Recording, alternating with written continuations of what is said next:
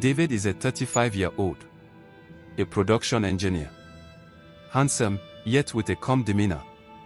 Dependable and thoughtful. He's the kind of man who believes that love is shown through actions, not just words. He grew up watching his parents value mutual respect in their marriage, and he carried those lessons with him into adulthood.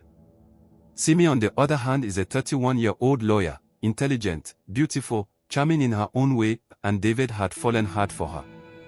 They met at a conference and hit it off instantly. David had been dating Simi for just over a year and was going to marry her. Their conversation stretched late into the night, filled with dreams, philosophies, and laughter.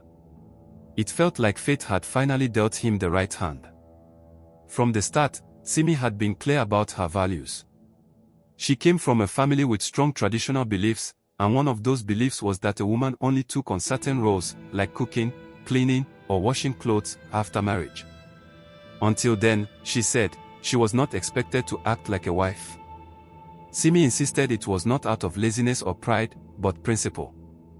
David, wanting to respect her background and eager to make things work, accepted it. At first, it didn't seem like a big deal. He enjoyed cooking, and he didn't mind keeping his apartment clean. When Simi came over, she'd happily eat the food he made, sometimes without even offering to help wash the dishes. She'd stay the weekend, and occasionally, she'd leave some of her laundry, intimate pieces included, expecting David to handle them without question. And for a while, he did. He rationalized it: she's not being selfish. She's just following her culture. It's temporary. When we get married, things will change. He was in love, and when you're in love, you bend. You hope. You overlook. But slowly, the imbalance began to weigh on him.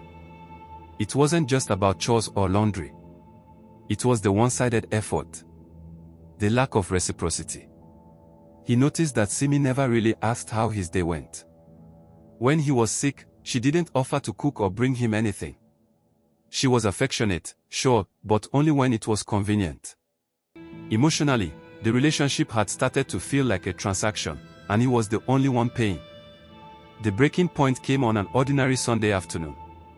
Simi had come over, as usual, and after lunch, she casually handed him a small bundle of her clothes.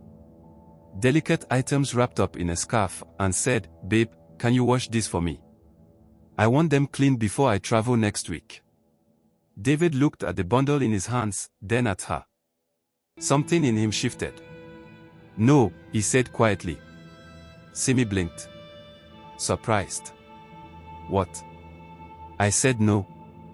I'm not going to wash your underwear anymore. I'm not your husband. We are following your own tradition.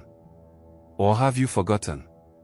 Silence fell between them like a dropped glass. Simi's expression turned cold. "So now you want to start keeping scores?" David stood his ground. "I do not have a problem in playing the man that I am in your life, to care for, protect and provide for you, the woman that I love and want to spend the rest of my life with. But, right now, I say no. I just realized I've been playing the part of a husband to someone who won't even play her role as a woman who claims to love me in the ways that count." The conversation ended with tension. Simi left abruptly, saying she needed space to think. But the space became distance. Days turned into weeks. She stopped calling. She stopped visiting. David reached out once or twice, but the responses were brief, distant. Then they stopped altogether. He was heartbroken. For weeks, he replayed their relationship in his mind, wondering if he'd overreacted. He missed her. The sound of her laugh. The way she called into his side when they watched movies, and even her stubbornness. But he also couldn't shake the feeling that something had always been off. One night, as he sat alone in his apartment with a cold plate of food in front of him, he said it aloud for the first time. "This is not love." It hit him with clarity.